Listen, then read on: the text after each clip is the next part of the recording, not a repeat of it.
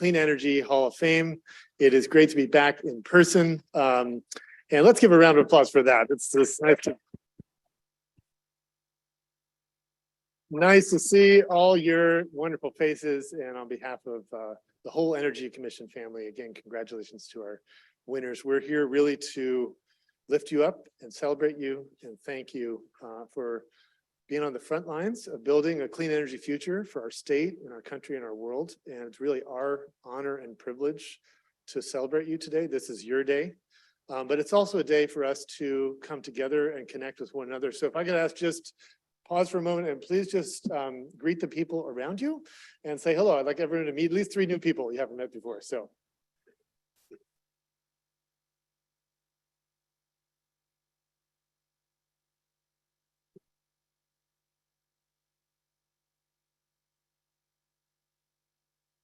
Okay, I think that could go on for a while, so. All right. Well, thank you all. Hi, Linda.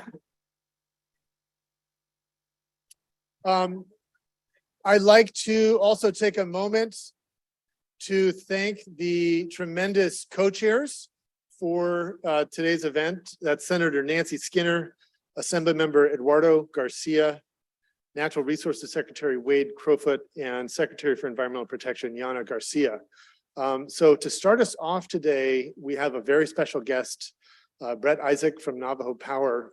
And I want to just share a few words about Brett. For many, many years, California was served with coal power produced on the Navajo Nation, one of the dirtiest, most polluting, biggest power plants in the country. In fact, a power plant bigger than anything we have in California today.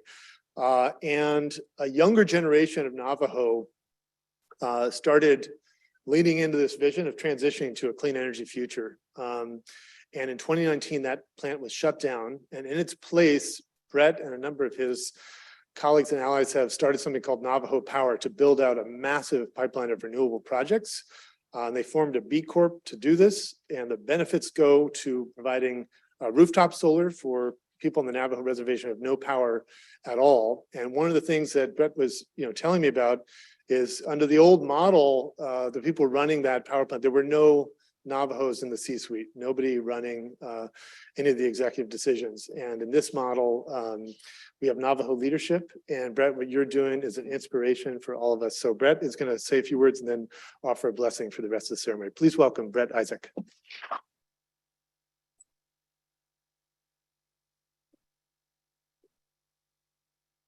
Good afternoon, everybody.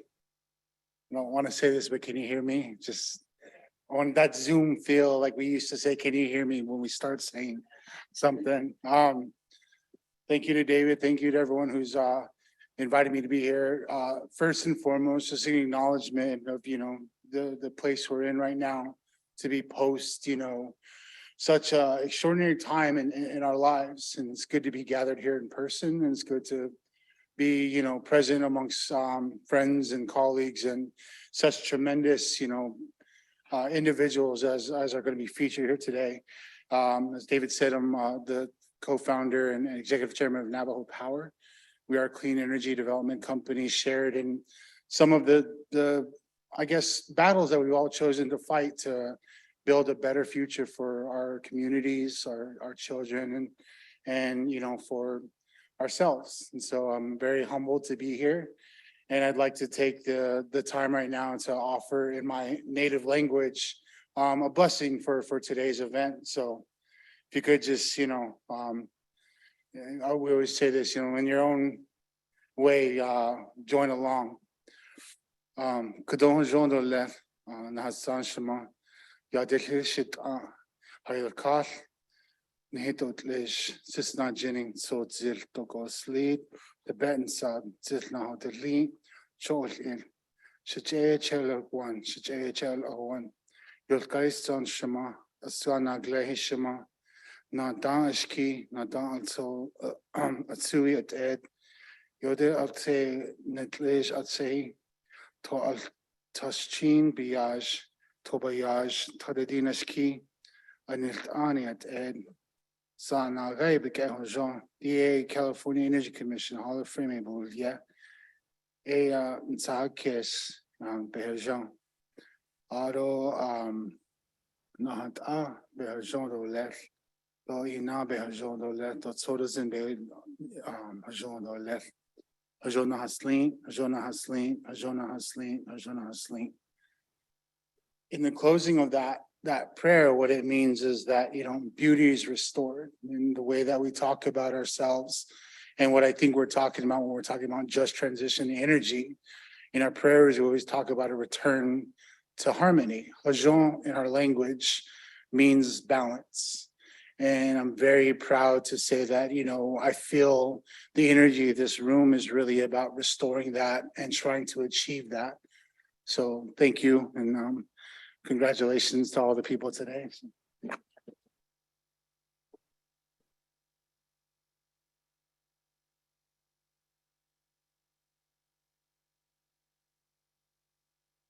Thank you so much, Brett. One of my favorite quotes is that where there's great effort, there's great light. And I do want to observe, I feel that very much today. I feel that this year. And so what's happened in California, just to paint a picture of the last year, it's been incredible. We just strengthened and hastened our 100% clean energy law.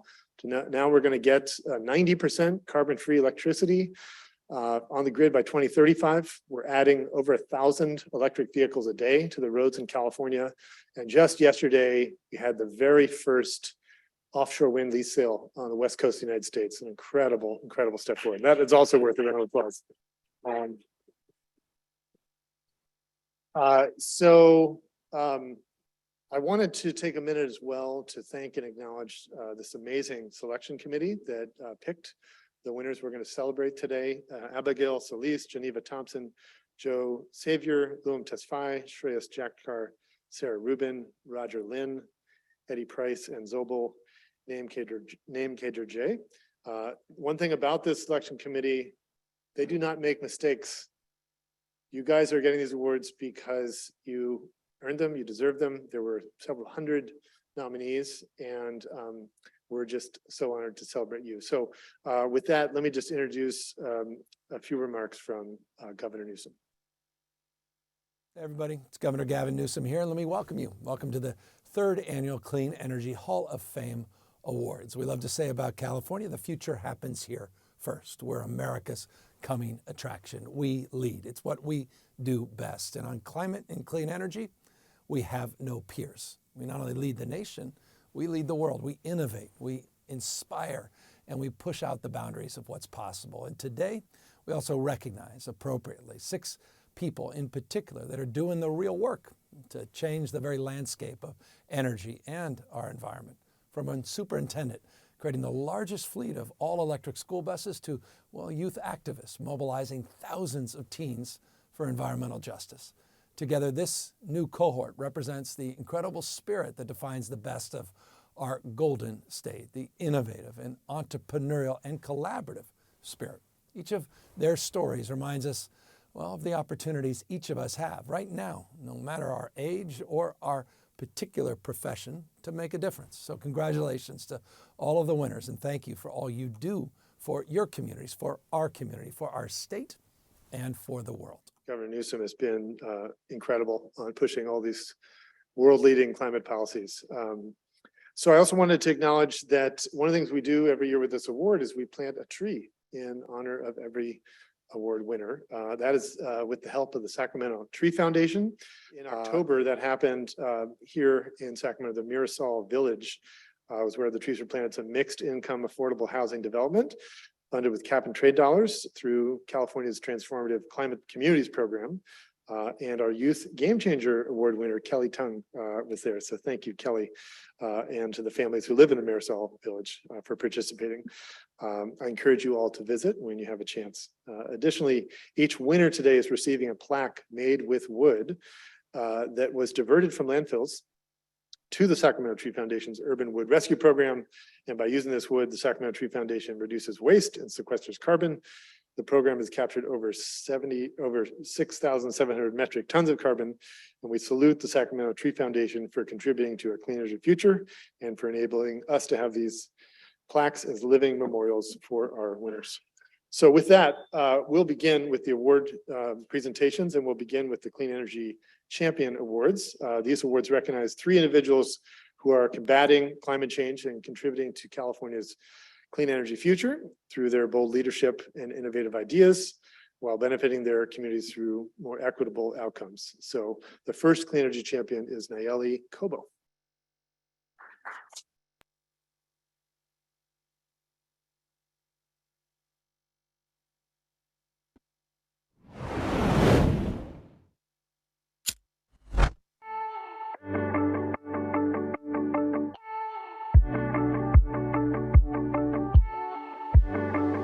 My name is Nayeli Kobo. I'm the co-founder of People Not Bolsos, and I believe everyone has a right to breathe clean air despite their age, gender, ethnicity, socioeconomic status, or zip code. I believe clean air is a basic human right, and it is not okay that we have to fight for it.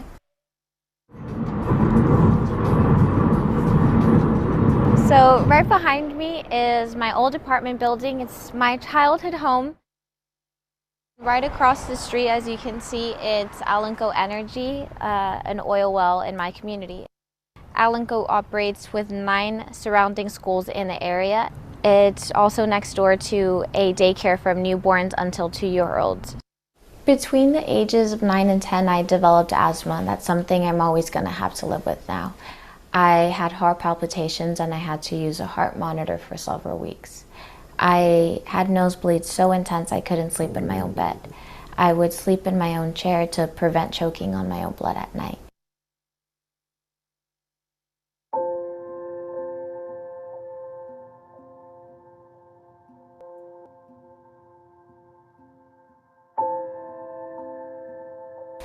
At the age of 19, on January 15th, 2020, I heard the words nobody ever wants to hear. You have cancer. And I remember that day vividly. I can tell you the weather, the coffee I ordered at Starbucks that day, like everything to the T. And that's a day that so many other cancer survivors vividly remember. And I was diagnosed in the pandemic, so I did all of my cancer treatments alone. Yeah, it was very painful.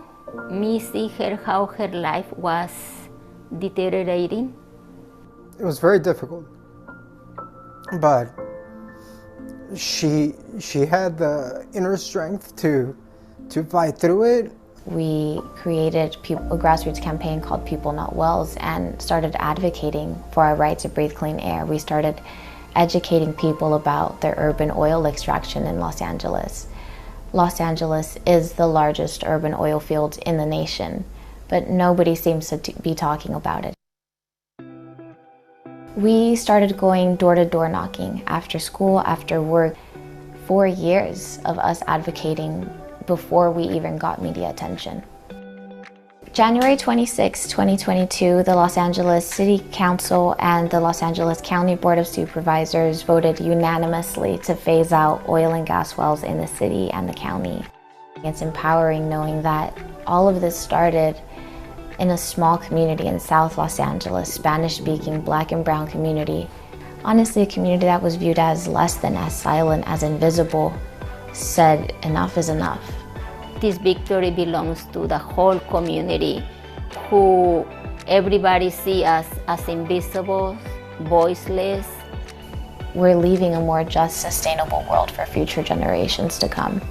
That's my hope for the future. Hi everyone. I want to start off by apologizing for my absence at this wonderful event. I would like to say thank you to the California Energy Commission for this incredible honor. Little 9-year-old me would not believe she would end up in the Clean Energy Hall of Fame for simply doing what she believed in. Growing up across the street from an active oil and gas well changed my entire life. When I began my activism at the age of 9, it was simply survival. I didn't learn the word activist until I was 11 years old. I just wanted to open the windows in my home. I wanted to play outside. I simply wanted to not be sick. But unfortunately, it wasn't my reality or the reality for my family. I saw how my community was being impacted on a day-to-day basis. Los Angeles is the largest urban oil fields in the nation. Approximately 580,000 Angelenos live within a quarter of a mile or less to an active oil and gas well. Approximately 3.2 million Californians live within a quarter of a mile or less to an active oil and gas well. But through the power of storytelling, community organizing, dedication, perseverance, and the guidance and support from multiple organizations, this is about to change. The Los Angeles City Council voted unanimously to phase out all oil and gas wells in our city and ban new wells. I often get asked why I fight, and I fight because I believe everyone has a right to breathe clean air despite their age, gender, ethnicity, socioeconomic status, or zip code. I believe clean air is a basic human right. As a member of a strong frontline community, I dedicate every award to my community, to communities like mine fighting for their basic human rights every single day. We hold the power. We have our stories, and we are the change. Thank you so much. We have a video. Unfortunately, Nayeli, because of her cancer, was not able to travel to be with us today. Sorry. I really hope this strengthens all of our resolve, because this is not just about some far off climate consequence. The way that we're getting energy today is hurting people's health today. I was speaking with Sean, one of the other winners at lunch, who lost his mother-in-law in the fires that happened. And so we're living these consequences now, and the courage that Nayeli has displayed should be an inspiration and a call to all of us to step up our work with even more commitment. Nayeli is listening in today. And so, Nayeli, we want to say to you, we are all rooting for you and pulling for you and wishing you a full recovery. And that you inspire us, and we're so proud of you. And so we send you love and support, and let's give her a big round of applause.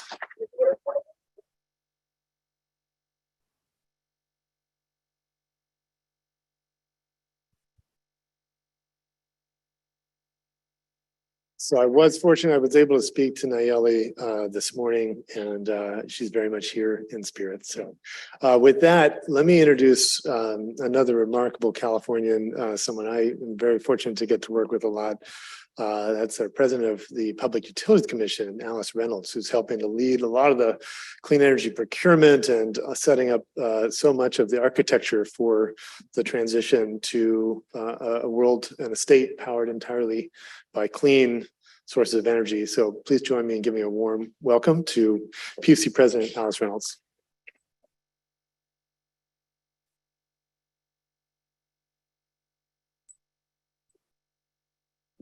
Thank you so much, Chair. Good afternoon, everyone. I'm Alice Reynolds, President of the Public Utilities Commission. It is truly an honor to be here today with all the award winners. This is a very special afternoon. And as we all know, and as we heard from the video we just saw, our challenge here is enormous. How do we decarbonize in a just and equitable way, and how do we do it both rapidly and at low cost? And thankfully, Californians have embraced this challenge. You heard from the governor, you know, from people that you see in your neighborhood. There are a lot of people behind this and fighting this challenge. We're committed to driving toward an equitable and carbon-free future. So at the PUC, I wanted to give you an example of one thing, recent program that we developed as a warm-up for the announcement of the champion that I'm going to make today. One of the things we've done at the PUC is just this month, we adopted a 5-year, $100 billion transportation electrification framework. And the important thing about this framework is it does two things. It dedicates 70% of the funds to building out charging infrastructure for our largest, most polluting vehicles. And then it offers the greatest incentives to underserved, disadvantaged, and tribal communities. This is a key if we're going to decarbonize rapidly and in a just and equitable way. And so that is one of the reasons that I am extremely excited to present our next winner. Our next clean energy champion is Dr. Martin Rex Kedziora. And Dr. Kedziora's goals of electrifying and decarbonizing the large bus fleet in his school district, which is the Moreno Valley Unified School District, capitalizes on the work that we do at the PUC and that we see from the CEC and our sister agency, the California Air Resources Board, to bring our collective vision to life. So Dr. Kedziora and his team are spearheading the transformational change that we all need. We're going to learn a little bit more about him now.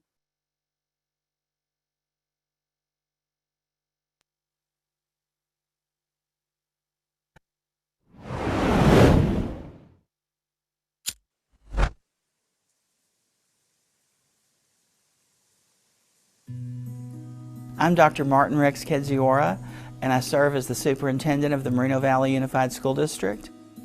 One of the things that I believe is that it's very important in our school district to provide the opportunity to be future ready and to positively impact the world.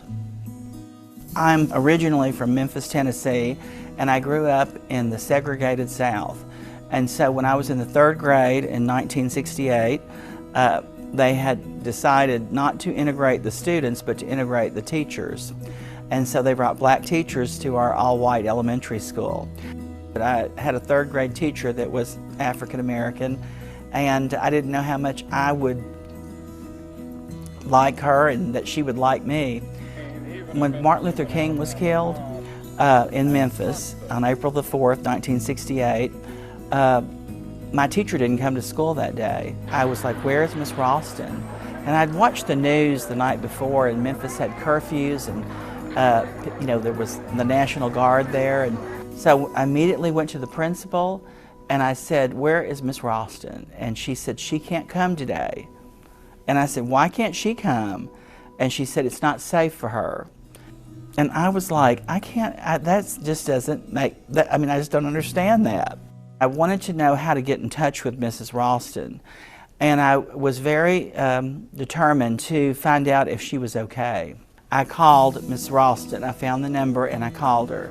And Miss Ralston said, boy, what are you doing? I said, where are you at? She says, I can't come right now. I will call you tonight.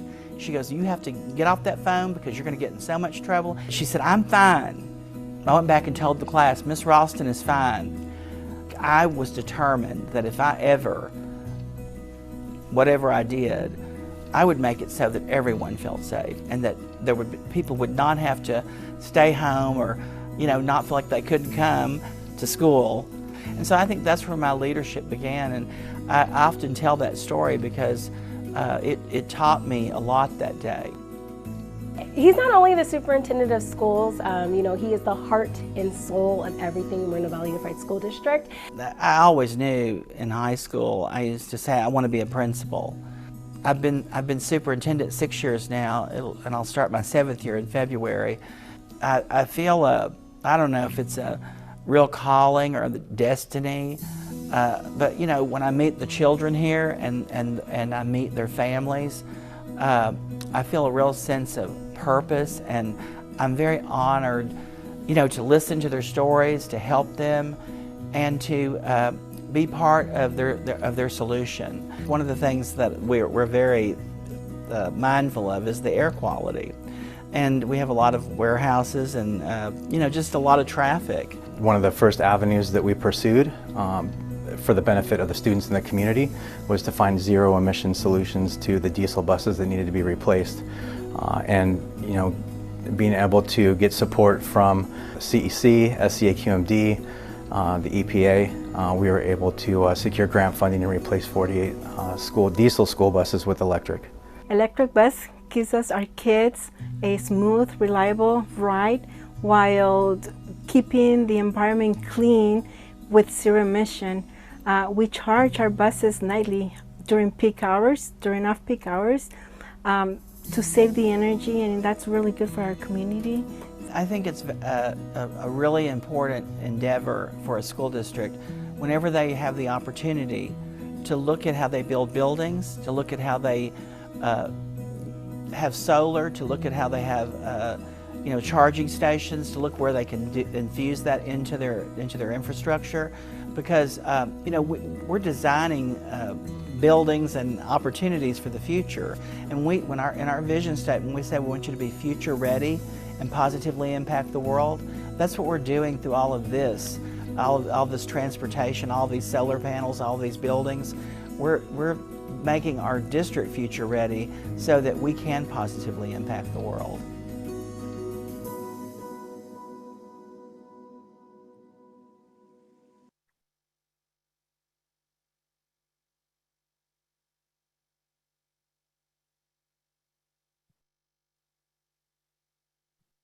Congratulations, Dr. Kedziora. And yes, please join me here at the podium. I wanted to say that we all really appreciate your efforts in bringing a brighter, cleaner future to not just the students in Moreno Valley, but also for the broader community. Congratulations.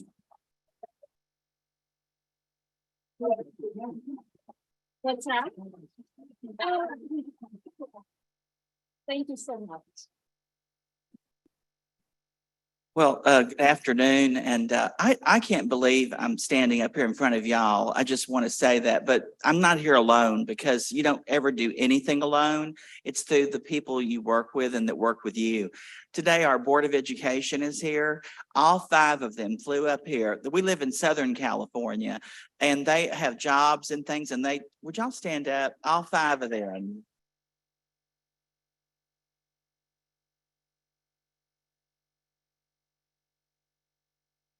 I mean, they're really the unsung heroes. They sit on the dais on Tuesday nights and get yelled at by people, and they don't get a lot of this sometimes.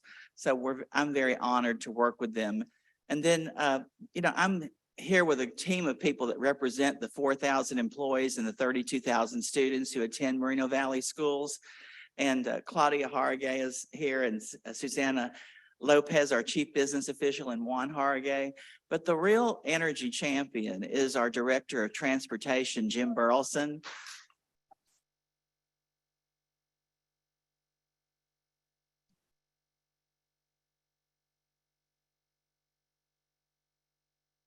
Because I didn't know what 38 electric buses meant until right now. But I learned that today when I was sitting with people, but it's the largest fleet. People say in California, but the largest in the nation. I can't verify that, but I've been told that. And I want you to know, in our area, people often say, as LA goes, so does the rest of the state. Well, now you know that as Moreno Valley goes, so does the rest of the state. And I don't know where's the timer? They said we had 3. Okay. But I just want y'all to know that we're here on behalf of 32,000 students, and that's who we serve, and the 4,000 employees that, inspire us to do better and to be better. And that's why our vision statement is to have our students become future ready and positively impact the world. And that's what we hope we're all doing today. So we want to thank you for this honor, and I want to thank all the people that I met today, because I couldn't believe I was in the room with you. Thank you.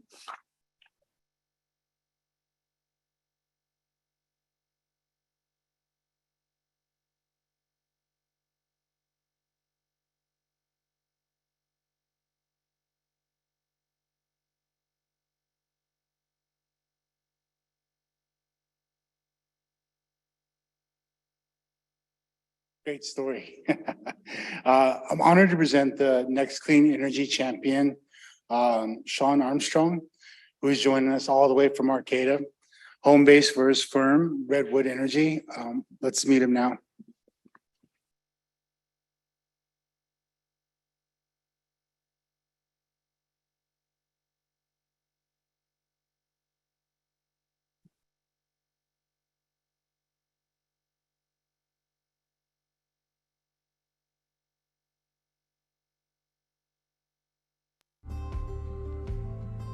I'm Sean Graham Davidson Armstrong. I'm the founding partner of Redwood Energy.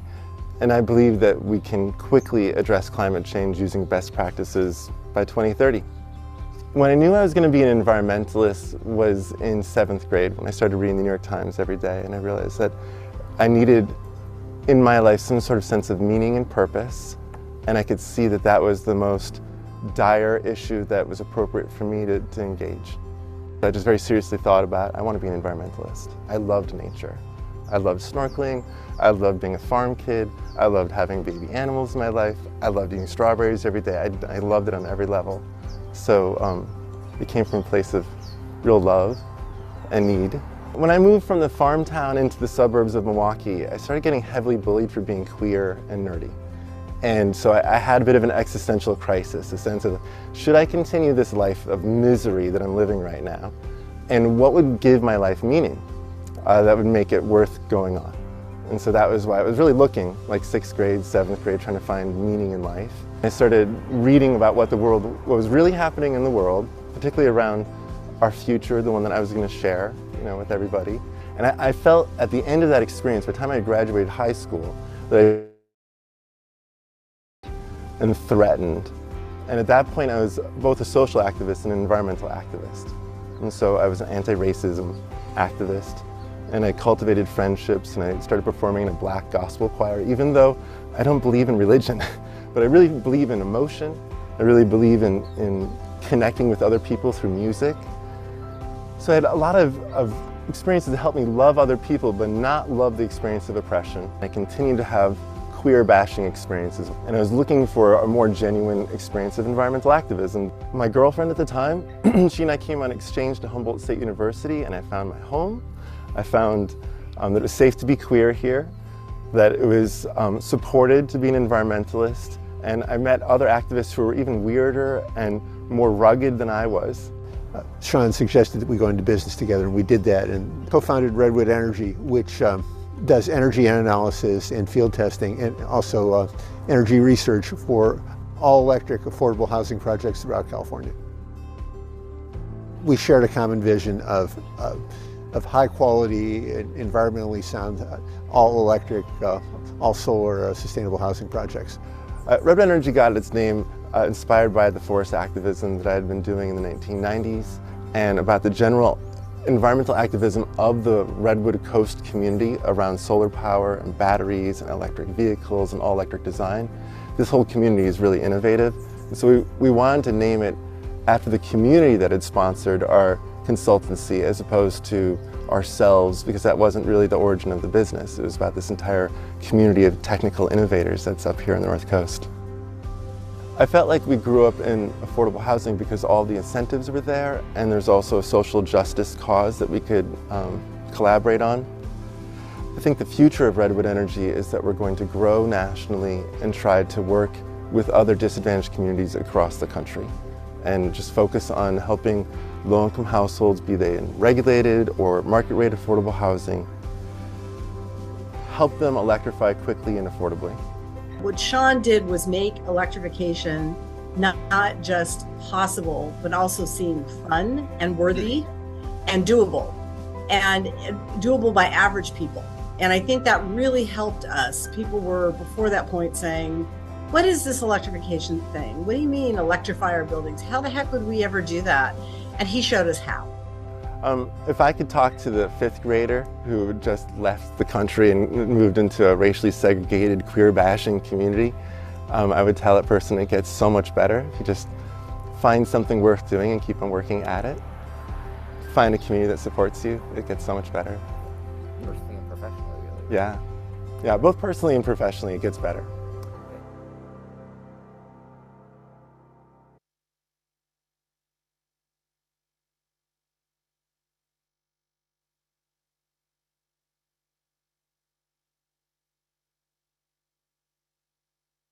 Congratulations, Sean. We're inspired by your courage and spirit.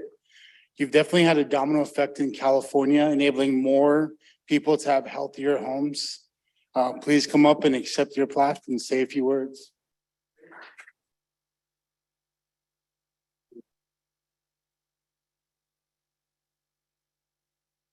Hello, everybody. Thanks so much for this award. So, I want to say thank yous. It's the appropriate thing to do. So I want to thank my tireless, brilliant business partner, Michael Winkler, who's a bit of an unsung hero. He works probably a third more than I do. It's amazing. And I want to thank my children for accepting my absences. I've treated this business sort of like an activism cause, and so just left them alone a number of times. And so I want to thank them. I want to thank my mom for taking me to my first protests and always supporting me in making the more difficult choices. She deserves a huge amount of credit. And I want to thank my dad for taking on hikes and for giving me my mania, which has been a bit of a challenge over the years, but it's the thing that keeps me up till 3 a.m. getting work done. So thanks, Dad. I want to thank my sister for honing my argument and debating skills every single day as a child. And my brothers for teaching me the important physical skills of self-defense, else I might be dead. And I got to thank the gay bashing bullies for making me fearless and tough. And so I want to thank my mentors and my exceptional teachers. I love teachers. So thank you, Mr. Gutnick, for making the ecosystem in the basement of Atwater. And thank you, Ms. Shepard, for telling me I shouldn't be getting a C and helping me become an A student, and Mr. Lyon for keeping me my deep friend, Mr. Lyon, my English teacher. And then thank Joyce Plath, who started the co-housing community in Arcata and became my landlord and helped me get my first job in development. Thank you, Joyce. And thank you, Nehemiah Stone, who's been my mentor all the way along at the Energy Commission. And together we created this little software tool called the California Utility Allowance Calculator. And this little obscure financial tool is how we've made the majority of the affordable housing, we got to do 1 in 4 zero net energy developments in North America and 1 in 2 100% zero net energy solar power developments in Arcata in affordable housing by solving the split incentive. So yeah, it's a fantastic success. Thank you, Nehemiah. I should thank my partners in activism because everyone said this is all about a group effort. And I know that I'm really more of a symbolic recipient. I'm not like the person per se. This is a movement that I get to be a part of. I'm so deeply satisfied about that. So thank you, Michelle Waller. Thank you, Panama Bartholomew. Thank you, Amy Field. Thank you, Shell Peck-Krause. Thank you, Diane Bailey, Tom Cabot, Marion Borgeson, Rachel Golden, and Pierre Delforge, and so many others. But those are all important people to me.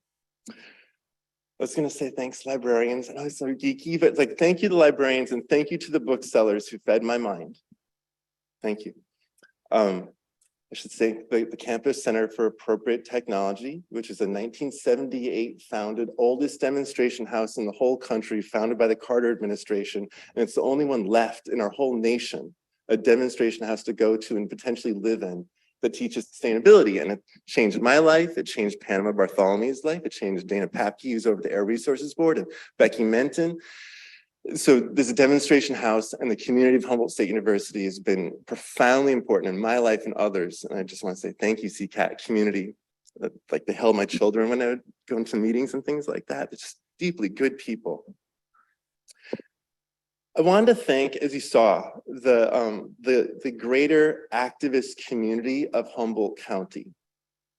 They deserve it. These are people who've been buying electric vehicles since the 1990s. These are people who put on quote unquote gorilla masks and would take photos as they hooked up their solar arrays to the grids illegally in the 1990s and just did so much personal activism.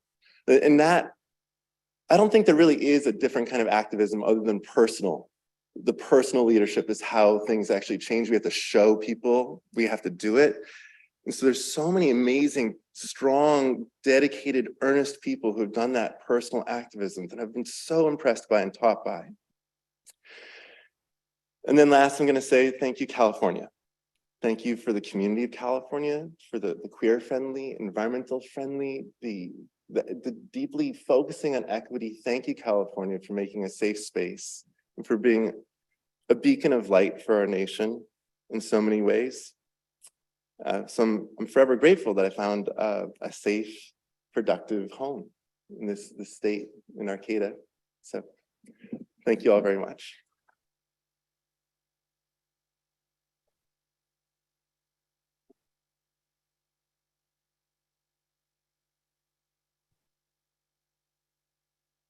Well, thank you so much, Sean. I want to riff on what you just said. one of the things that I find really recharging about working in California is the idea that we are a postcard from the future collectively. The solar industry globally was born in this state, actually in this city. First utility scale and first large scale rooftop systems in the world. Wind industry was born here.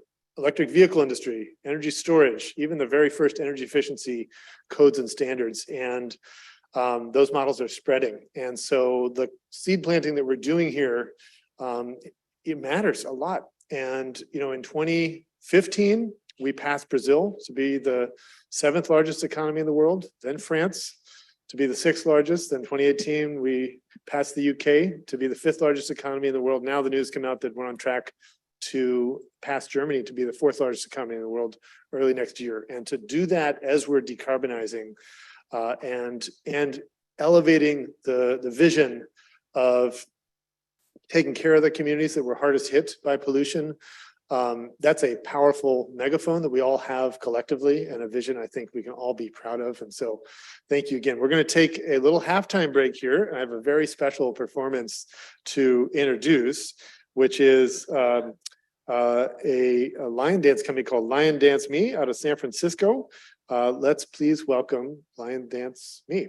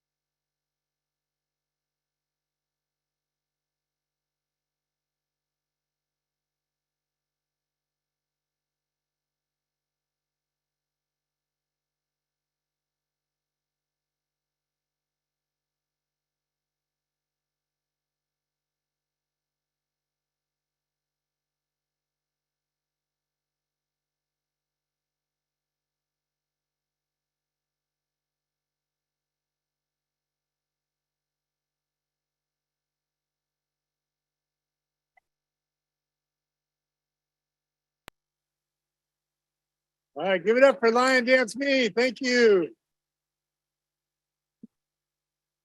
So that ritual is a ritual which brings good luck and drives away evil spirits. And the lion represents the wisdom and the power symbolic of all our winners. So tough act to follow, unfortunately. But before I introduced our next special guest, I'm wondering if we could all give a big round of applause to the organizers of today's event, my Chief of Staff, Noemi Gallardo, our amazing communications lead, Lindsay Buckley, and her amazing team, Ton and Twan. They've been working hard on this for a long time. So with that, it's a great privilege to introduce Yana Garcia, who is the Secretary for Environmental Protection, who's going to present our next award. Yana just was appointed 3 months ago by the governor, plays a really important role in the policy fabric in California and brings incredible passion and heart and vision to this job. So please join me in giving a warm welcome to Secretary Yana Garcia.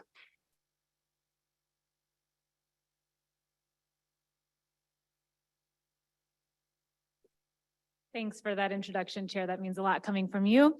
And thank you so much to all of you. Thanks to the CEC team for planning this. This was a really beautiful, beautiful ceremony so far. And thank you so much to the work of our awardees.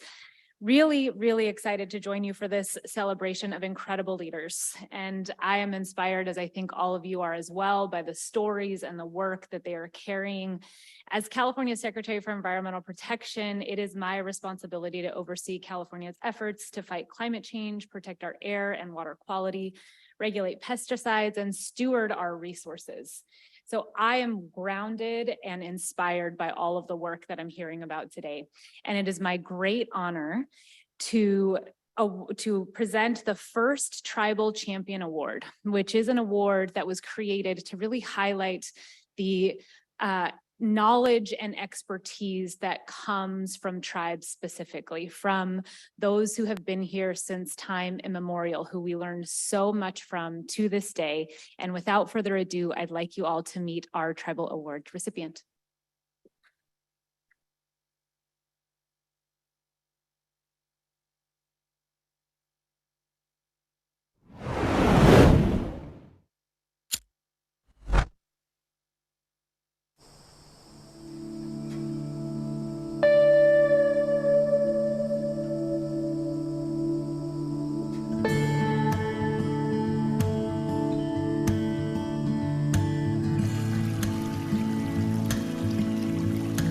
Miriam Notun Tishmal Turner. Hello to all of you. My name is Tishmal Turner, and I'm the Vice Chair of the Rincon Band of Luiseño Indians. We started this work really building the capacity in our tribal government for future leaders to continue this work that we've started. I grew up on the Rincon Reservation. It was my first home. My parents built the house when there were not even housing programs on the reservation. And when we moved into that house, we did not have electricity or running water. Can you imagine growing up not having even a fan on hot days like this? And I actually have a picture of the house that I grew up in, and my parents took a picture of us outside when we finally had electricity installed. I've had a passion to really give back to my community. And my parents were in the Alcatraz occupation, and they came home to make this a better place for more people to come live on the reservation. And now we're working with San Diego Gas and Electric to underground the electricity and build our resiliency here on the reservation, not to have public safety power shutoffs. We've had fires that have come through the reservation and really just devastated our community because of the high winds and starting sparks and starting fires. I'm really proud that through the last 6 years, working on this initiative and getting, building the capacity within the tribe to build microgrids fueling stations, and resiliency. It's beautiful that as Native people, I would have never thought that we would be in control and be energy sovereign.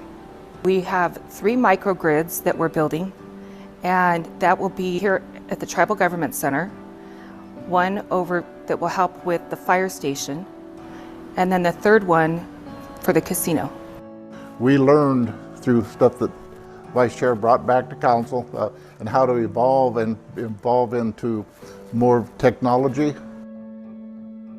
My father and my mother are very inspiring to me, and to see what they have built and the legacy that they have in tribal communities really inspired me. You know, they really pushed education. Yeah, it does take a lot of energy to do this work, and it's important to me for future generations to go to school, study this type of important work that we're doing, and to continue it, because our tribe has been here since time immemorial. And, you know, we've always been stewards of the earth. We ate from the earth. You know, we want to preserve that so their children and their children still have a place to call home. Yeah, I think looking at some of these old photos and, you know, how far that we have come, that tribal members have electricity. You know, it continues to build upon what I have helped be a leader from my tribal community. We have now, people have, you know, come back to the reservation, have houses.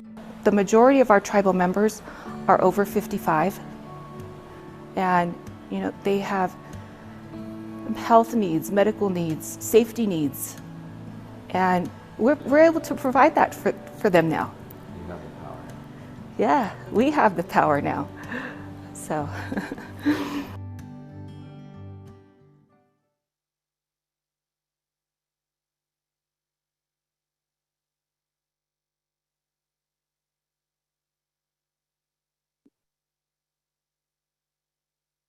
Vice Chair Turner, the work that you have done to build a more resilient future for your tribe provides an innovative example for the entire state of California, and we thank you for your dedication and for your efforts. Please come accept your award.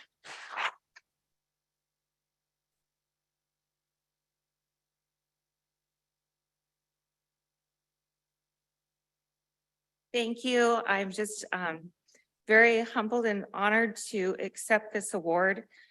And I'm also just, for the commissioners, just establishing and recognizing tribal governments in this new platform. And, you know, I grew up on the reservation when we didn't have electricity. And when I came onto council, I didn't know what I was getting myself into when I started the Energy Task Force for the tribe. And, you know, 6 years later, $25 million into building energy projects on the reservation. I've learned a lot. I'm thankful to my tribal council that they have come along with me and really have supported me in this effort.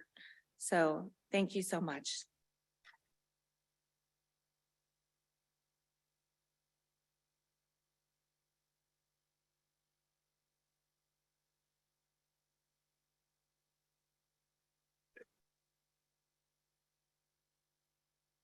Well, congratulations, Tishmal, and to all the tribes in California for really lifting up this clean energy future and tribal energy sovereignty, which we need so much. Next, it's my pleasure to introduce someone who is a great inspiration to me personally. I've become a good friend over the last few years.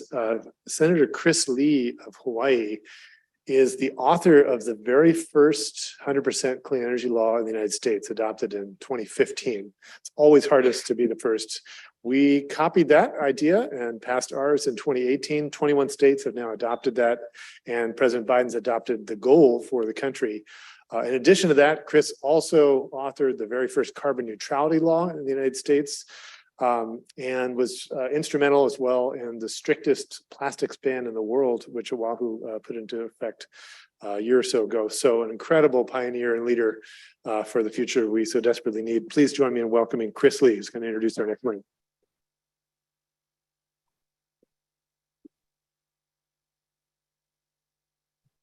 Thank you so much. It's such an honor to be here today.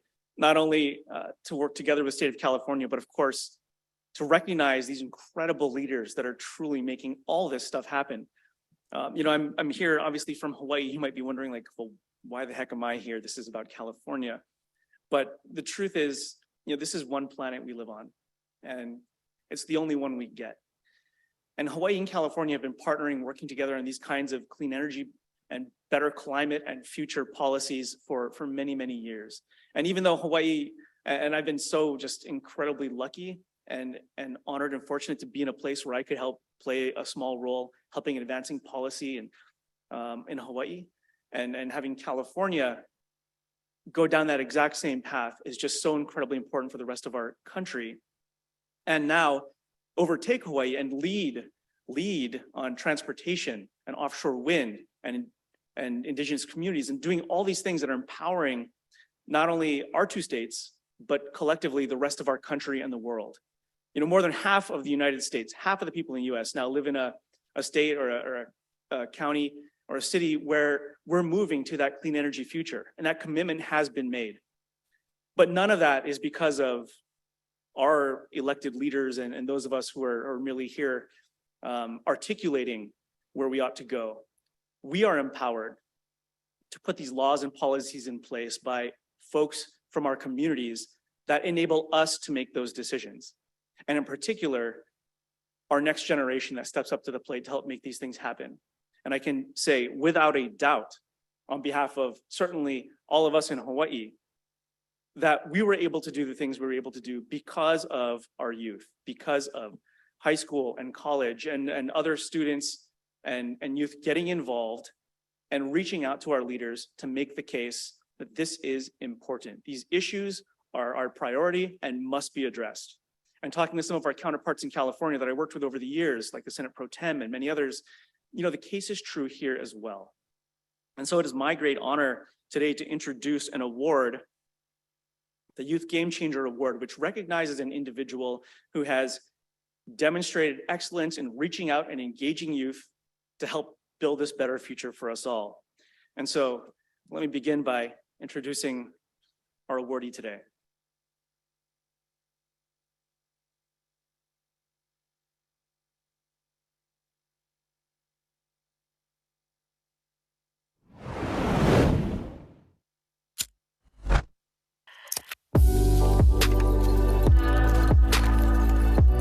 My name is Kelly Tung, and I serve as the founder and president of Youth Environmental Power Initiative, also known as YEPI.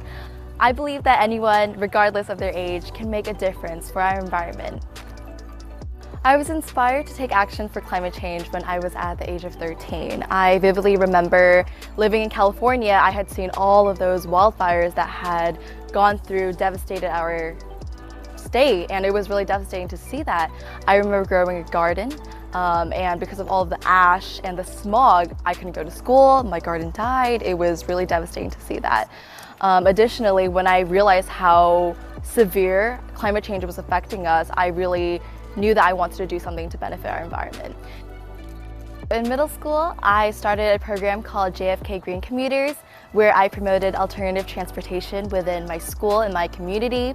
And after that took off, I was actually selected to be part of the Cupertino Teen Commission in 8th grade.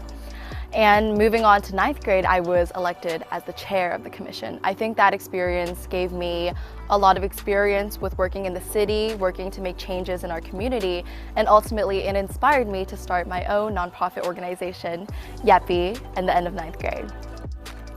We find that our materials are kind of built from scratch. Like we make them, we use them in our own training sessions, and then we provide them for youth across the world to use them as well. Currently, YEPI has ambassadors in more than 20 plus states and 13 plus countries. And cumulatively, our events, our activities, symposiums, training materials have impacted more than 20,000 people and youths. One of our biggest programs is the Environmental Justice Leadership Training Programs, where we train participants to use EPA's EJ Screen, where they can combine the demographic indicators along with the environmental indicators to see which communities are most disproportionately affected by environmental injustice. She is one of the most passionate people I know, and is at such a young age has done such an incredible amount of just organizing, advocacy. I want the future generation of youths to know that they can make a change regardless of how old they are, regardless of where they live, regardless of their socioeconomic status. Everyone has the opportunity to make a difference. I hope for YEPI to continue expanding to different communities, different environments, making positive changes wherever our organization and ambassadors are. This is something really valuable to me, and I really hope to pass it down to the next generation of youth who hope to further my mission as well. I started from my backyard, and you can do that too, right? I ask you to join me in making this environmental movement and also creating your own as well.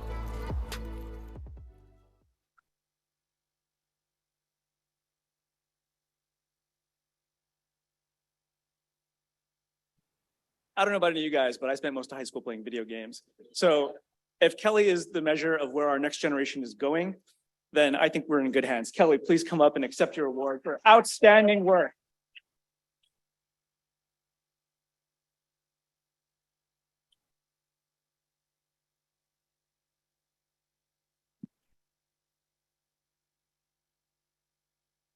So hello, I'm Kelly. I'm very honored to be here today and being selected for the Youth Game Changer Award. And I'm also really thrilled to be surrounded by so many other climate leaders, right? Everyone that was presented before me and also the one after me. They are truly my role models and for what I want to be in the future. And they're also so inspiring for me to see how adults are also changing the world. Like I mentioned in the video, growing up in California, I have witnessed firsthand all of the wildfires. I remember going to school wearing like an N95 mask before COVID and really seeing all of the smog, all of the toxic filled air in my environment was what prompted me to make change. And so making change, I did. Over the years, I've expanded YEPI's advocacy from not just sustainability, but also primarily that of environmental justice, right? Many people, I found out, they still view them as disparate topics, right? How can racial justice be related to environmentalism? But when you take a step back, you see the bigger picture. Thousands of people, right, in indigenous communities, people of color, ethnic minorities, people with low socioeconomic status, they struggle to gain access to clean air, to clean water, right? They are denied their environmental rights. And these disadvantaged communities often also live near toxic waste facilities and are prone to getting asthma or cancer. That's why I've created this vision for YEPI to help youths understand the intersection between climate change and also racial injustice, right? Since then, we've led so many different specific initiatives, right? Such as passing a local walking and biking trail in my community. Actually took more than 2 years for my local legislation to get it passed, but continue advocating, continue communicating with our city council, and finally we got it passed. We've also organized many inclusive and interactive forums, symposiums, and workshops dedicated to helping youths understand the connection between marginalized communities and the disproportionate impact of environmental burdens as well. These dialogues also train them to understand how do these environmental issues really impact people and their lives and everything. In addition, we've also developed unique curricula, right, for enriching and training this generation's youths to be next generation's leaders. We not only use them for our own trainings, but we hope for these youth to take them into their own communities and develop their own programs as well. And we've also published the YEPI Journal, which allows articles from green leaders around the world to prompt more people to understand these environmental disparities and to make their own climate change actions as well. I'd like to end off by thanking the California Energy Commission for granting me this award and for also giving me the opportunity to present here today. I'd like to thank my parents for always supporting me in my activism. My dad's actually here today with me. Yeah.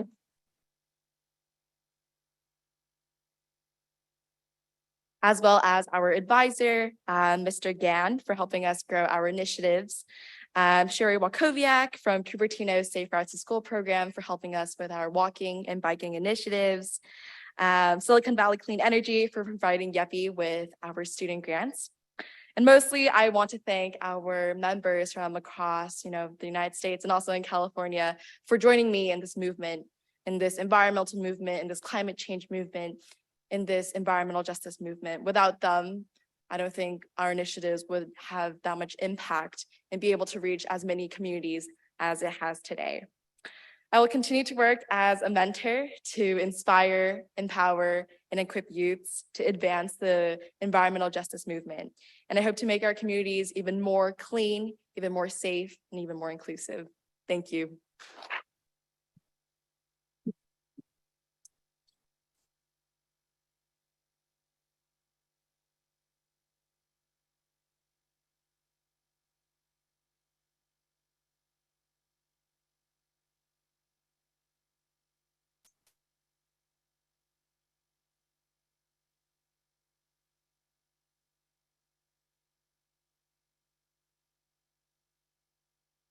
Well, I have the honor of being the last presenter, batting cleanup. I'm Patty Monahan. I'm a commissioner at the Energy Commission and the lead for transportation. And I just want to start by saying what an honor and a pleasure it has been to be here in person to honor these clean energy leaders for our state.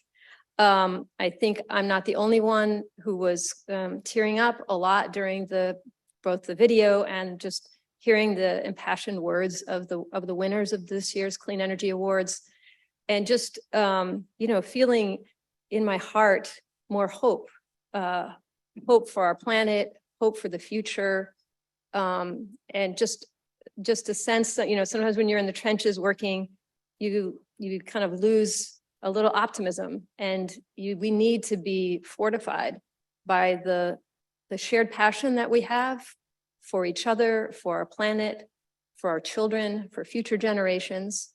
And just this is a really special moment to be able to all be here together to honor these leaders and show them, give them the accolades that they deserve. So I want to thank the presenters who came today. We had really kind of like an all-star lineup of clean energy champions here in the state. Of course, the governor, but CPUC Chair Alice Reynolds, who is a real leader in the state, somebody I have a lot of respect for many years. Secretary Yana Garcia, who, as you can see, is just leading with a history of working on issues around environmental justice and just a lot of personal integrity in this space. And of course, Senator Chris Lee, who is an amazing champion for clean energy in Hawaii and across the country. So we're just honored to have them here today. So, we all, I think, Native Californians or Californians who have joined us feel that this is a place where we can really lead globally on climate. And we're a postcard for the future. We're showing others how to lead the way. We feel passionately about the opportunity for California to reach a zero carbon economy and for the leaders that are here today to help us on the way.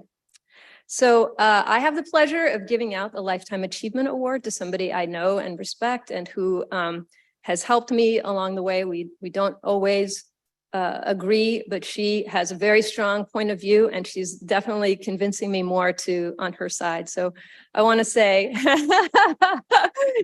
Ms. Zabin, Doctor, our Lifetime Achievement Award recognizes an individual who has retired and spent at least 20 years advancing clean energy, is seen as a leader in their community, and has had a significant positive impact on the state of California and communities on the front lines of climate change. So let's meet our Lifetime Achievement winner.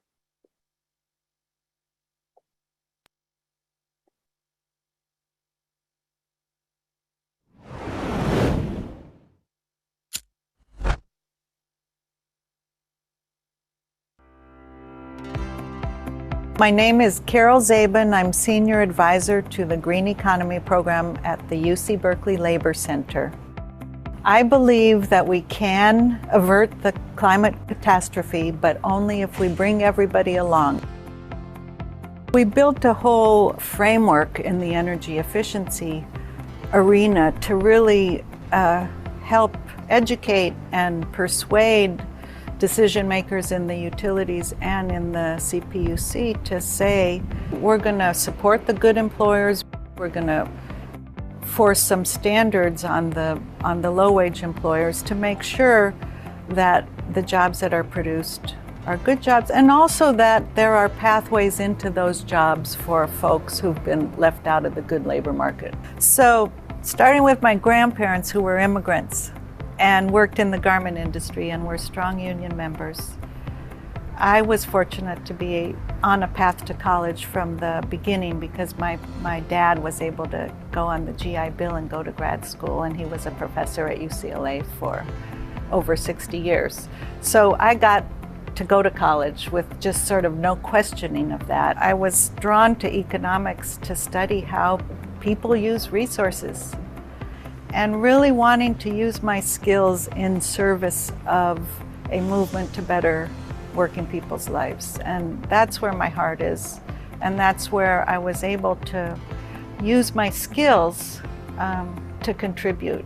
And so I was very thankful for being able to shift from being a professor and a real scholar to working at an outreach arm, a public service arm of UC Berkeley, which is the UC Berkeley Labor Center. I think what we've done is twofold. One is we've helped policymakers understand the High Road framework and understand that they can support good jobs and support unions and bring unions into the conversation and have them at the table. You know, there's a union saying that if you're not at the table, you're on the menu. As I talk to her more about the importance of making sure that as we're thinking about the climate, that we're also thinking about how it's impacting workers and making sure the workers have a voice, that they are at the table discussing how policies that are supporting the environment and impacting them and their work and their families. I started thinking, wow, what if I actually helped support that program? So knowing that Carol was going to be by my side and that she wasn't just going to drop me, I decided to actually help support the new co-directors of the Green Economy Program. Carol is this unique sort of person in that she has this exceptional intellectual ability. She's really smart the way that she puts different ideas together. I think the thing that's really uncommon about Carol Zabin is that she operates under a relentless commitment to a particular theory of change. And she's always asking the question, what is the research for? What is its strategic purpose? Who's going to use it? How? To what end? We still have a long road to hoe. But I must say, President Biden, he doesn't talk about green jobs, he talks about good union jobs in the clean energy economy. And that change to me is such a opening and such a welcoming of what we really need to do. So I am thrilled that we are at this moment rather than when I started. Did I imagine it? Well, you know, I guess for me, I'm just so thankful for the career I had because I wasn't happy as an academic. I wasn't happy as a straight traditional economist, and I got to participate in the social movement and be useful to the state and be useful to my labor brothers and sisters and be at, you know, the beautiful and, you know, so amazing UC Berkeley community. So I'm just grateful for that opportunity.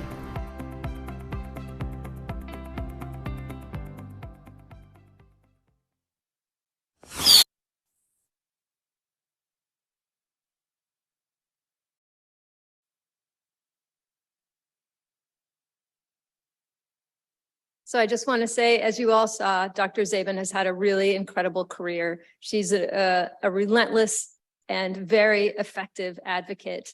And my only concern is that it said that she was retired, which I don't believe she actually is. I'm continuing to meet with Dr. Zabin. I welcome you, Carol, to come and make some comments.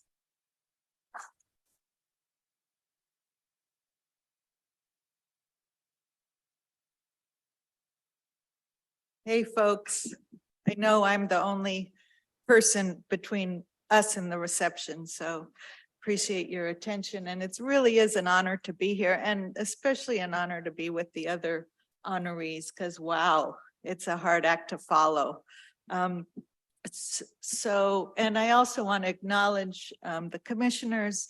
I think it is, we don't always agree, and it's more that we come from different worlds and different social movements. And so bringing them together is a challenge when you get down to brass tacks. And I really appreciate the honor and take it on behalf of all the folks who are really trying to bring labor and workers into the conversation about climate, because we know we can achieve our climate goals while supporting workers and working families.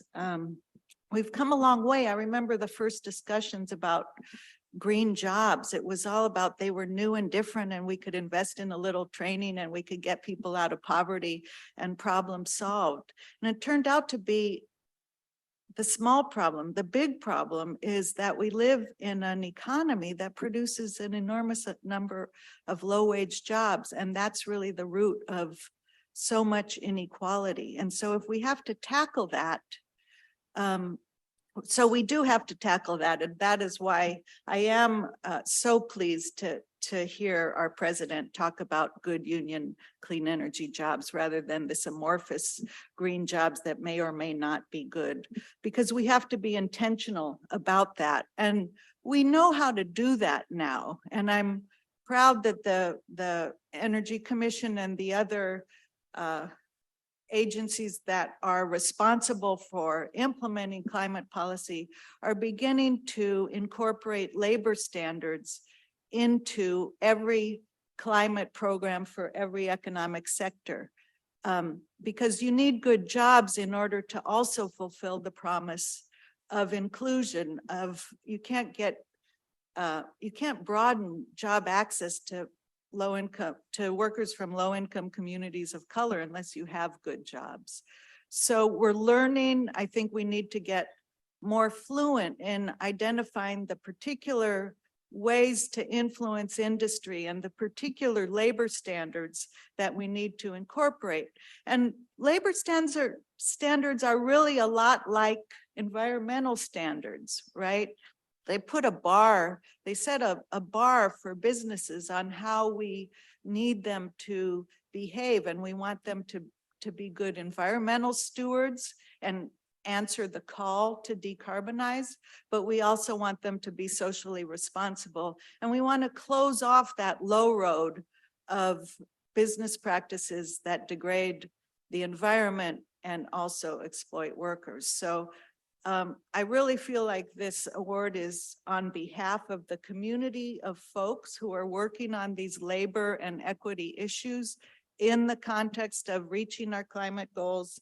I also want to thank my family. My 101-year-old mom is watching on Zoom, if the Zoom works, which isn't guaranteed.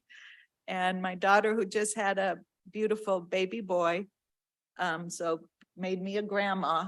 I'm also really thankful to the Labor Center who has supported this work and who just hired 2 new co-directors, Jesse and Francisco, who you'll be hearing from, Patty and David and everybody.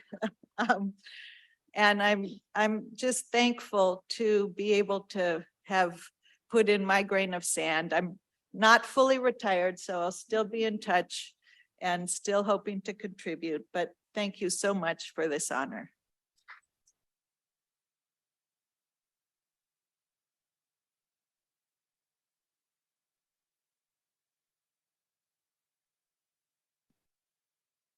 So we're coming to the end, but before we end completely, I just want to do one last set of honoring of all of the winners. So if you could all just stand up, take a look around, and if everybody could give, yes, applause to the winners.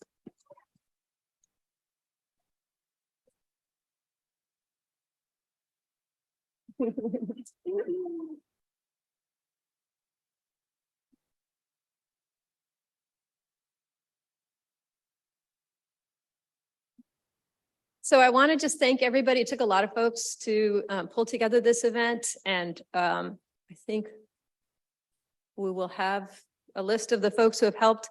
But I want to start actually by thanking the chair, David Hochschild, who is, leads with a lot of vision and passion, but also just a big heart. And I think this event is really his vision. And I think we all benefit from coming together, honoring leaders, and really just taking a moment to reflect and to have it sit not just in our brains, but our hearts. And David, you bring that, so thank you.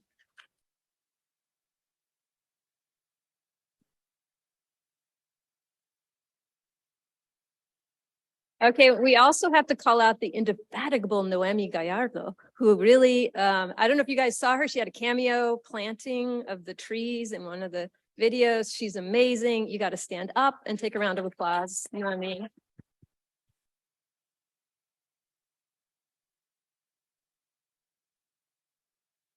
And the comms team, Lindsay, Twan and Tom, they're the duo. They're the ones that made that heart-wrenching, tear-jerking video. So thanks to the comms team for all you've done for this. And I'm not sure who else has helped out, but just one last round of applause for all the great team members.